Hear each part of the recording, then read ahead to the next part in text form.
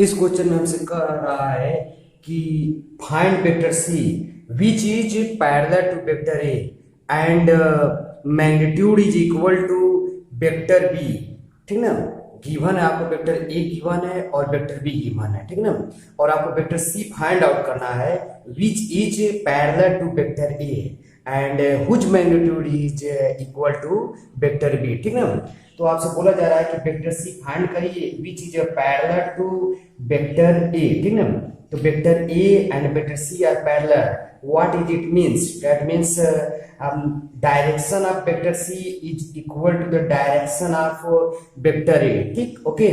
तो यहां से आप देख सकते हैं कि जो डायरेक्शन ऑफ वेक्टर सी होगा और direction of vector A equal होना चाहिए and magnitude of vector C must equal to the magnitude of vector B. Okay, so if we want to find the vector C, then we required two things. One is the magnitude of the vector, other is the direction. So if we find the magnitude and the direction, then we can completely express vector C. So we start to find the direction of vector C. Okay, so look at here, direction of vector C equal to direction of vector A equal to how we find the direction of any vector? If we divide the vector by its magnitude, we get the direction vector. Direction, okay. So vector A is given 20I minus 30j plus 60k cap. If you divide by its magnitude is given by root under 20 square plus minus 30 square plus 60 square. If you solve this, we will get 20I minus 13j plus 16k divided by, look at this, you will get 400 plus 900 plus 3600. After that adding you will get 4900. Okay, 400 plus 900 plus 3600, and in solving you will get 20 I cap minus 13 j cap plus 16 k cap divided by 17. By this we get the direction of vector C, and for finding the magnitude of vector C which is equal to the magnitude of vector B, we will find vector magnitude of vector C equal to magnitude of vector B, which is equal to root under 10 square plus minus 3 square plus minus 2 square, which is going to be 113. 100 plus 9 plus 4. By this we can write down the vector C. So we can express vector C equal to magnitude of vector C and direction of vector C. In this way, here is the magnitude, here is the direction of vector C, and here is the magnitude of vector C. If you multiply, we will get the vector C, which is given by root under 113 20 I cap minus 13 j cap plus 16 k cap divided by 17. ठीक है, it is our required answer for this particular problem. Okay. In the second problem, we are given that a car is traveling with velocity 50 meters per second toward south direction. It takes a left turn and speed changes to 20 meters per second. Find change in the velocity and its direction. Okay. Then first of all, we must draw the directions. It suppose it is east, west, north and south. Initially it is saying that a car is traveling with velocity 50 meters per second toward south direction. Let this be the initial velocity in the south direction. V initial equal to 15 meter per second. 15 meter per second. Okay. Then it takes a left turn. Suppose it is coming from here. It is going to take a left turn. It is going to take a left turn. Tell me, left turn will be go in this direction or that direction. You are coming from here and are taking the left turn. Tell me, left direction is going this way or this way. you will observe that left direction is going to be in this way. It is the V final, which is given to us 20 meter per second. And what we are supposed to find out, change in the velocity. We know that change in the velocity is supposed to be represented by delta V. It is given as V final minus V initial. Okay. So what we are actually supposed to do? We are supposed to subtract V final, subtract V initial from V final. We can write it in this particular way: V final plus minus V initial. Okay, what we want to say from this? We want to add minus V initial in the V final. Look, V initial is in the southward direction.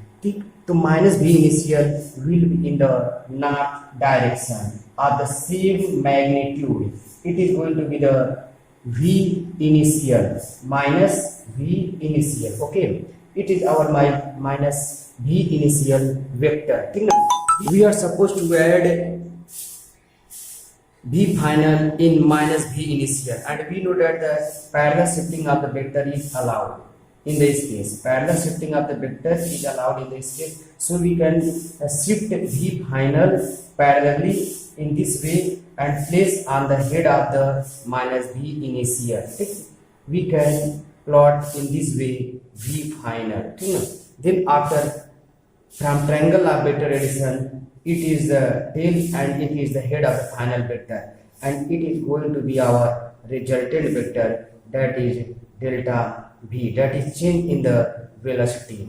And we know magnitude of this particular vector is 20, magnitude of this particular vector is 15, and it is going to be a right angle triangle. From the Pythagoras theorem we can find out this change, and magnitude of this particular velocity change is given as root under 15 square plus 20 square, which is going to be root under 6 to 5, that is going to be the 25 meter per second. Okay, and if you want to find out this particular angle, let it be alpha, then this in this particular triangle we can write tan alpha as 20 by 15, that is going to be 4 by 3. From here we can conclude that alpha is going to be the 53 degree. Okay, then we can write down the change in the velocity into the vector notation, that is 25 meter per second. This particular angle has been given to 53 degree, and if you are looking 7 degree north of east. In this way you can write the answer. It is your final answer for this particular problem. Okay, इस question में हमसे कह रहा है कि a body acted by 3 given forces is under equilibrium, ठीक है, equilibrium में है। इफ जो आपके पास F1 फोर्स का जो मैग्नीट्यूड है इसका 1010 न्यूटन है, ठीक है, और F2 फोर्स का जो मैग्नीट्यूड है ये बोला जा रहा है 6 न्यूटन है, F2 का मैग्नीट्यूड, ठीक है। तो आपके पास F3 फोर्स फाइंड आउट करना इधर लग रहा है, ठीक है, F3 फोर्स और angle is theta find out करना, ठीक है। तो ये रेजोल्यूशन ऑफ वेक्टर का सिंपल प्रॉब्लम है आपके पास, ठीक है। देखिए इक्विलिब्रियम में, इक्विलिब्रियम होने का क्या मतलब होता है, लेफ्ट का फोर्स इक्वल टू राइट का force, upward force equal to downward force, each direction में क्या होता है, फोर्स बैलेंस होता है, ठीक है। तो हम लेफ्ट में फोर्स लिख रहे हैं, राइट में लिख रहे हैं, उसको बैलेंस कर देंगे, अपवर्ड फोर्स लिख रहे हैं, डाउनवर्ड फोर्स लिख रहे हैं, ठीक है, उसको बैलेंस कर देंगे, तो वहां से हमको F3 मिल जाएगा और थीटा मिल जाएगा, ठीक है। तो इसको रिजॉल्व करिए, देखिए जिधर से एंगल बनता है उधर कॉस लेते हैं। ये जो आपके पास F1 है इसका पॉजिटिव वाई डायरेक्शन से एंगल बना 37 डिग्री, तो इधर इसका कंपोनेंट अगर लेना चाहेंगे आप तो आ जाएगा कॉस आ जाएगा, ठीक है। तो इधर आपके पास हो जाएगा, देखिए 10 है, ये हो गया आपके पास 10 और ये हो गया कॉस 37 डिग्री, है कि नहीं है। और उसके परपेंडिकुलर डायरेक्शन में आपके पास आ जाएगा, इधर आ जाएगा 10 साइन 37 डिग्री, है नहीं, हो गया इस तरह। अब देखिए 6 न्यूटन का फोर्स है, इसका एंगल यहाँ से पॉजिटिव वाई डायरेक्शन से थीटा है, तो इसका अगर आप इधर कंपोनेंट लेंगे जिधर एंगल बनता है उधर क्या आता है, कॉस आ जाता है, लेकिन हो जाएगा 6 कॉस थीटा, इसके परपेंडिकुलर डायरेक्शन इधर कितना आ जाएगा 6 साइन थीटा। आपने कंपोनेंट को रिजॉल्व कर लिया। देखिए आपने इसको रिजॉल्व किया, इसका दो कंपोनेंट लिया, इस साइड में लिया और इधर लिया, इसका दो कंपोनेंट ले लिया आपने, इधर ले लिया और इधर ले लिया। अब देखिए अपवर्ड फोर्स दो आ गए हैं सब, और डाउनवर्ड फोर्स है, राइट फोर्स है लेफ्ट फोर्स, दोनों का आप इक्वेट कर दीजिए। देखिए right force equal to left force, तो यहाँ से आप लिख सकते हैं 6 sine theta equal to 10 sine 37 degree, ठीक है ना। अब देखिए साइन 37 का आपको वैल्यू याद करवाए थे, याद है नहीं है, देख लीजिए बराबर बता देना है। ये वाला जो आपके पास ट्रायंगल मैंने बनवाया था, यहाँ पर बोला गया था कि देखिए अगर 37 डिग्री है तो सामने वाली साइन क्या रहती है 3 हो जाता है, ये 4 हो जाता है, ये 5 हो जाता है, ठीक ना। ऐसे रहता है, अगर 3 है तो पहले सामने वाले 3 आ गए थे ना, 3 से 3, इस तरह से याद रखिए। तो यहाँ पर अगर साइन 37 लिखना चाहे तो कितना हो जाएगा बताइए 3/5। इसी तरह सब ट्रिग्नोमेट्रिक फंक्शन लिख सकते हैं आप, ठीक ना। इस ट्रायंगल को जरूर याद रखें, ठीक ना। 10 होगा, साइन 37 की जगह रख दीजिए, आपको कितना हो जाएगा 3/5, ठीक ना। यहाँ से क्या होगा देख रहे हैं ना, आ जाएगा 6 आ जाएगा, यानी 6 साइन थीटा इक्वल टू 6 आ गया, यानी साइन थीटा इक्वल टू कितना हो जाएगा 1 हो जाएगा। साइन थीटा की वैल्यू कितना आ गई 1 आ गई, डेट मींस क्या थीटा की वैल्यू कितना आ जाएगी 90 डिग्री हो गई, यानी थीटा की वैल्यू कितना आ गया 90 डिग्री। एक क्वेश्चन तुम्हारा हो गया। दूसरा F3 पूछा गया था, अपवर्ड पर डाउनवर्ड फोर्स बराबर कराइए। देखिए आप F3 इक्वल टू लिख सकते हैं, ऊपर फोर्स कितना है, एक है 10 cos 37 डिग्री है कि नहीं है, प्लस 6 cos थीटा, ओके ठीक। अब देखिए cos 37 भी इसी ट्रायंगल से आप लिख सकते हैं, अगर लिखना चाहें cos 37 तो बताइए कितना हो गया 4/5 वो नहीं होता, रख दीजिए यहाँ पर लाके 10 मल्टीप्लाई बाई 4/5 प्लस 6, और यहाँ देखिए cos थीटा की वैल्यू आप अपनी निकाला 90, और cos 90 होते 0, यानी पूरा टर्म कितना हो गया तो 0 हो गया, यानी इसे आप कैंसिल आउट करेंगे कितना आ जाएगा 8 न्यूटन आ जाएगा, यानी आपके पास F3 का वैल्यू आ गया 8 न्यूटन और थीटा का वैल्यू आ गया 90 डिग्री, ओके। इस क्वेश्चन में हमसे कह रहा है कि if the maximum and minimum resultant forces are two forces acting on a particle are 40 kilonewton and 10 kilonewton respectively, then the two forces will be, okay, we know the formula of the resultant is given as R equal to root under first force, मान लीजिए first force हमने माना F1 square plus second force F2 square plus 2 first force F1 second force F2 multiply हुआ उनके बीच का angle cos theta, okay. ये resultant होगा आपके पास। अब कह रहा है आपसे if the maximum and minimum resultant force of the two forces is 40 kilo, maximum force. आप बताइए मैक्सिमम फोर्स कब लग सकता है, किसी भी बॉडी पे मैक्सिमम फोर्स कब लग सकता है। मान लीजिए फोर्स लगा F1 और एक फोर्स लगा F2, तो मैक्सिमम कब हो सकता है जब दोनों क्या हो जाए, उनके बीच का एंगल क्या हो जाए 0 डिग्री हो जाए, यानी दोनों के दोनों क्या हो जाए पैरेलल हो जाए। तो यहाँ पर आप 0 रख दीजिए, cos 0 डिग्री, और cos 0 का वैल्यू होता है 1, तो ये बन जाएगा F1 square plus F2 square plus 2 F1 F2, यानी रिजल्टेंट जो आ जाएगा ये कितना हो जाएगा F1 प्लस F2, यानी कि जो मैक्सिमम फोर्स होता है आप इसका फॉर्मूला याद रख सकते हैं, जो मैक्सिमम फोर्स आएगा क्या हो जाएगा F1 प्लस F2, ठीक है ना। इसी तरह से आपका मिनिमम का कंडीशन क्या है, कोई ब्लॉक है इस पे अपोजिट डायरेक्शन में फोर्स लगे, अगर F1 इधर लग रहा है तो F2 क्या लगे उसकी अपोजिट में लगे, तो एंगल क्या हो जाए थीटा इक्वल टू 180 डिग्री हो जाए, समझ रहे ना। यहाँ पर जब आप cos 180 रखें तो cos 180 का वैल्यू कितना होता है -1 होता है, तो क्या बन जाएगा F1 square plus F2 square minus 2 F1 F2, यानी कि F1 माइनस F2 का होल स्क्वायर बन जाएगा, यानी कि F मिनिमम का जो फार्मूला बन के आ गया क्या हो गया F1 माइनस F2, यानी जो बड़ा वाला फोर्स रहेगा उसमें छोटा वाला फोर्स घटा दीजिएगा, तो ये दो इक्वेशन बन गए हैं, ठीक ना। अब इसमें हमको डायरेक्टली दे रहा है मैक्सिमम फोर्स है 40 kilo Newton and minimum force है आपके पास 10 किलो न्यूटन, ठीक ना। दोनों इक्वेशन आप रखिए, देखिए सॉल्यूशन मिल जाएगा, यानी आपके पास हो जाएगा F1 plus F2 equal to आ गया 40 किलो न्यूटन, फर्स्ट इक्वेशन बन गया, और आपके पास आ गया है F1 minus F2 equal to आ गया 10 किलो न्यूटन, ओके। देखिए अब इन दोनों इक्वेशन को ऐड कर लीजिए तो कितना आ जाएगा 2F1 इक्वल टू आपके पास आ गया 50 किलो न्यूटन, है कि नहीं है।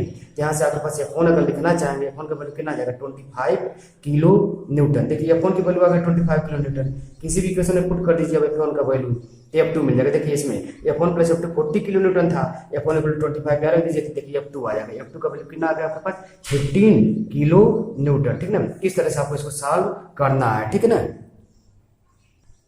इस क्वेश्चन में हमसे कह रहा है कि obtain the magnitude of 3 vector A minus 2 vector B minus 4 vector C if vector A and B and C are given to us, we are suppose to find out the magnitude of this particular vector. 3 vector A यानी 3 का इसमें multiply कर लीजिए आप, देखिए 3 vector A कितना हो जाएगा बताइए, 3 का सब में मल्टीप्लाई कर लीजिए कितना हो जाएगा 6i माइनस 9j प्लस 6 की, ठीक है ना। अब देखिए -2 वेक्टर बी चाहिए, तो -2 का मल्टीप्लाई कर लेंगे, -2 वेक्टर बी में -2 का मल्टीप्लाई करें तो कितना हो जाएगा आपके पास बताइए, -2 का मल्टीप्लाई करें कितना आ जाएगा -8i और आपके पास -10 J और 4K है कि नहीं। 2 का मल्टीप्लाई हमने किया, इसमें कर लिया, और चाहिए -4C, तो आपका ये -4C वेक्टर, तो -4 का मल्टीप्लाई करना है इसमें। देखिए तो कितना हो जाएगा -8I है कि नहीं है। 4 का फिर मल्टीप्लाई करिए इसमें, कितना हो जाएगा आपके पास -16J। 4 का इसमें मल्टीप्लाई करेंगे कितना हो जाएगा -32K, ठीक ना। अब हमको देखिए इसी को ऐड करना, पूरा जोड़ना है। अब पूरा जब जोड़ेंगे देखिए 3 vector A -2 vector B -4 vector C equal to देखिए कितना आने वाला है। ये आपके पास हो गया 16 में से 6 गया -10 -10 I कैप है कि नहीं है। अब ये आपके पास हो गया है देखिएगा 1935 हो जाएगा -35J कैप, ठीक ना। ये वाला आपके पास हो जाएगा हो गया आपके पास 10 -22 हो जाएगा 22K कैप, ठीक है। ये तो वेक्टर आ गया। अब इसका हमको मैग्नीट्यूड चाहिए, क्या चाहिए, इसका मैग्नीट्यूड चाहिए। तो 3 vector A -2 vector B -4 vector C का मैग्नीट्यूड चाहिए। तो लगा दीजिए मॉड इक्वल टू क्या हो जाएगा, अंडर रूट के अंदर I के साथ जो कोएफिशिएंट है उसका स्क्वायर, कितना -10 का स्क्वायर है कि नहीं है। यहाँ पर क्या है -35 का स्क्वायर, और इसके साथ क्या है -22 इसका स्क्वायर है कि नहीं है। यानी हो गया अंडर रूट में, ये देखिए कितना हो गया 100 हो गया। ये कितना हो जाता है आपके पास 1225, और ये कितना हो जाएगा 484, ठीक ना। इतना हो गया आपके पास, ठीक ना।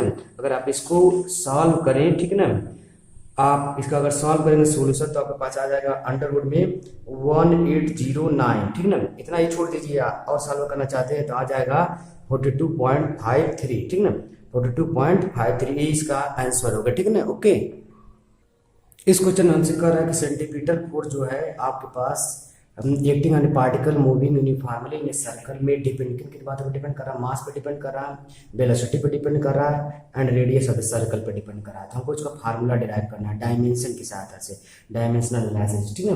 अब देखिए फोर्स इज प्रोपोर्शनल टू क्या, किसकी, आपके पास कर रहा है मास की पावर समथिंग x हो गया, वेलोसिटी पावर समथिंग y मान लीजिए, ठीक ना, रेडियस पावर समथिंग z मान लीजिए, ठीक ना। आप इसको आप लिख दीजिए f equal to proportionality constant हटाएंगे तो नया कांस्टेंट इंट्रोड्यूस करना पड़ेगा, तो इसको हमने की लिख दिया, की हो गया m की पावर x और v की पावर y और r की पावर z। अब दोनों साइड का डायमेंशन लिखिए, ठीक ना।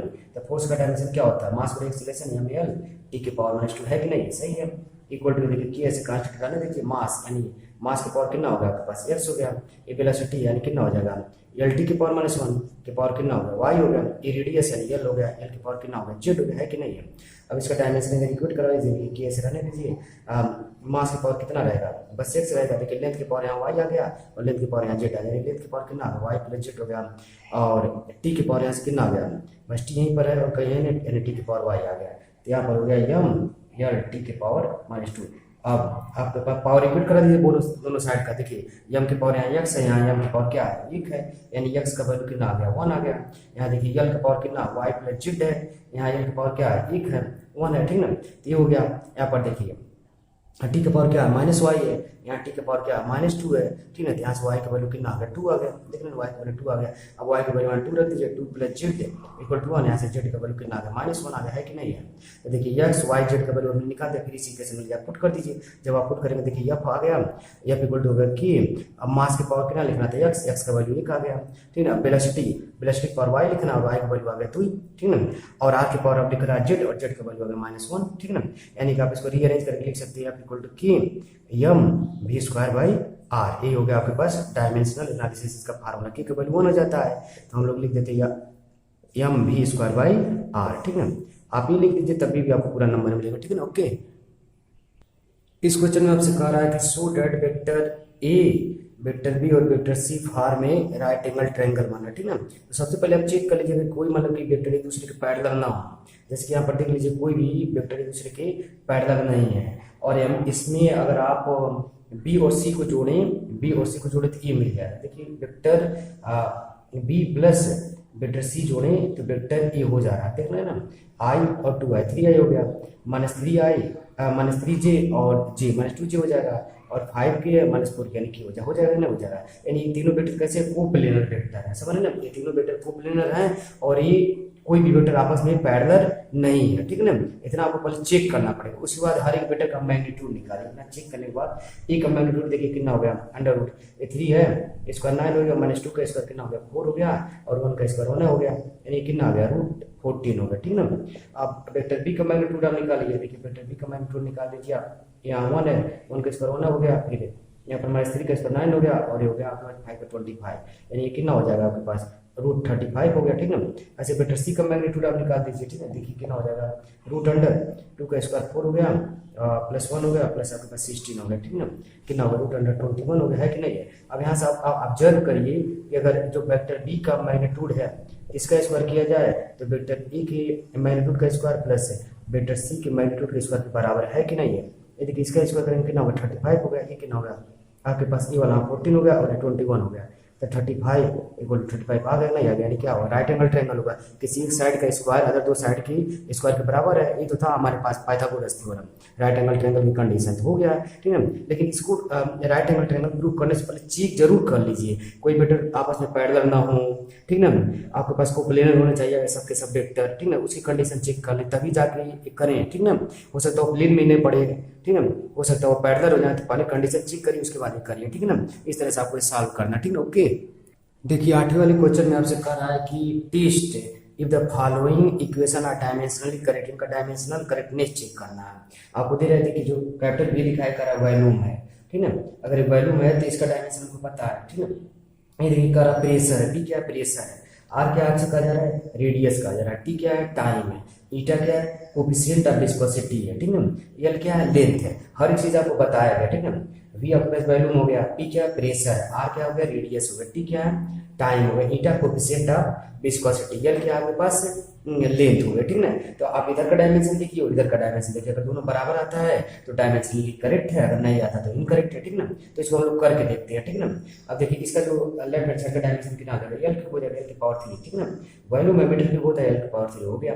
अब देखिए प्रेशर का लिखना है, तो प्रेशर क्या होता है फोर्स अपॉन एरिया, ठीक है, यानी एम एल टी के पावर -2 एम एल टी की पावर -2 बाई एल की पावर 2, यानी इसको सॉल्व करेंगे कितना आ जाएगा एम एल की पावर -1 और टी की पावर -2, ये हो जाता है प्रेशर का, ठीक ना, फोर्स अपॉन एरिया, ठीक है। अब देखिए लेंथ था एल की पावर 4 हो जाएगा, टाइम टी हो गया, ईटा एक और निकाल दें इसका, देखिए हमें फार्मूला होता है F = 6 pi eta R V, ठीक ना।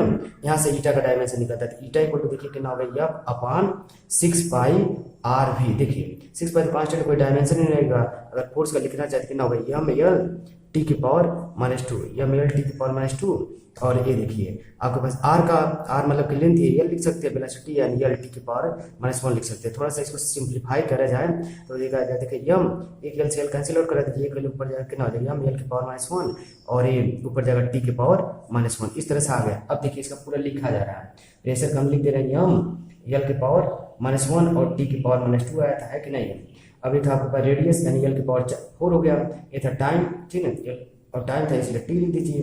अब देखिए नीट नीचे नीट ईटा आ गया था, तो इसका हो गया था एम एल की पावर -1 और टी की पावर -1, ठीक ना। और आपके पास आ गया क्या लेंथ है, एल और लिख दीजिए इसका, ठीक ना। अब देखिए बहुत सारी चीज कैंसिल हो गई, एम से एम कैंसिल आउट हो गया, एल की पावर -1 यहाँ है, एल की पावर -1 ये कैंसिल आउट हो गया, टी की पावर आपके पास देखिए यहाँ पर एम एल की पावर टी की पावर -1 था, सॉरी यहाँ पर -1 था, ठीक ना। तो देखिए एक टी की पावर -1 यहाँ पर ऊपर जाएगा तो प्लस हो जाएगा एक, और टी की पावर 1 और 1 2 मिलकर और 2 कैंसिल आउट हो जाएगा, और एल की पावर देखिए एल यहाँ पर है और एल यहाँ पर है, यानी पूरा सॉल्व करने पे एल की पावर 3 आ जा रहा है। सब आप आराम से इसको कैंसिल आउट कर देखिए, एम से एम कैंसिल आउट कर दिया, ये सब कैंसिल आउट करिए, एल की पावर -1 से इसको कैंसिल आउट कर दिया, ऊपर जाकर 2 और -2 गायब हो गया, तो एल की पावर 3 बचा, नहीं क्या होगा डायमेंशनली करेक्ट हो गया। ये वाला इक्वेशन आपके पास कैसे हो गया डायमेंशनली करेक्ट हो गया, ठीक है ना।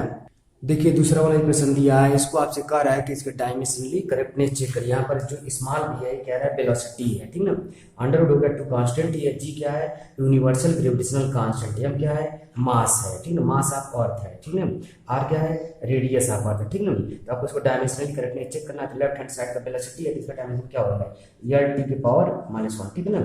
अब राइट हैंड साइड का निकालना पड़ेगा, देखिए जी का निकालना है, तो आपके पास देखिए फार्मूला था F equal to G m1 m2 divide बटा आर स्क्वायर है कि नहीं है। तो यहाँ से अगर जी का डायमेंशन या फार्मूला लिखना चाहेंगे एफ आर स्क्वायर डिवाइड बटा कितना हो जाएगा आपके पास से m1 m2 है कि नहीं है, जी लिखना चाहेंगे तो F R square by m1 m2 हो गया। अभी देखिए कितना आ जाता है m l टी की पावर -2 फोर्स हो गया है कि नहीं है। अब एल लेंथ था एल के पावर 2 हो गया और यहाँ पर एम के पावर कितना हो जाएगा 2 मास। और थोड़ा सिंप्लीफाई करेंगे देखिए कितना बन गया एम के पावर -1 हो गया, तो ऊपर जाके एल के पावर 3 हो गया और टी के पावर -2 ही आता है। तो इसी को रखिए यहाँ अंडर रूट में देखिए अंडर रूट लगाइए, तो का तो डायमेंशन होता है ना कुछ नहीं है। अब जी की जगह क्या रखेंगे, एम के पावर -1 हो गया, एल के पावर 3 हो गया और टी के पावर -2 हो गया। इतना तो आपने जी की जगह रख दिया है नहीं है। मास का एम ही रहेगा, ठीक है, अर्थ का मास है, ठीक ना, अर्थ की रेडियस है, रेडिएशन लेंथ ही है, एल रख दीजिए और ठीक ना।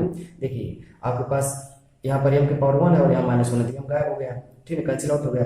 यल यहाँ पर 1 है, यहाँ पर 2 1 कैंसिल आउट हो गया, यल की पावर 2 यानी अंडर रूट में आपके पास आ गया यल की पावर 2 टी की पावर -2। अंडर रूट से जब बाहर निकलेगा तो हो जाएगा आपके पास, ठीक है, अंडर रूट से बाहर निकलेगा कितना हो जाएगा यल टी की पावर -1, ठीक है।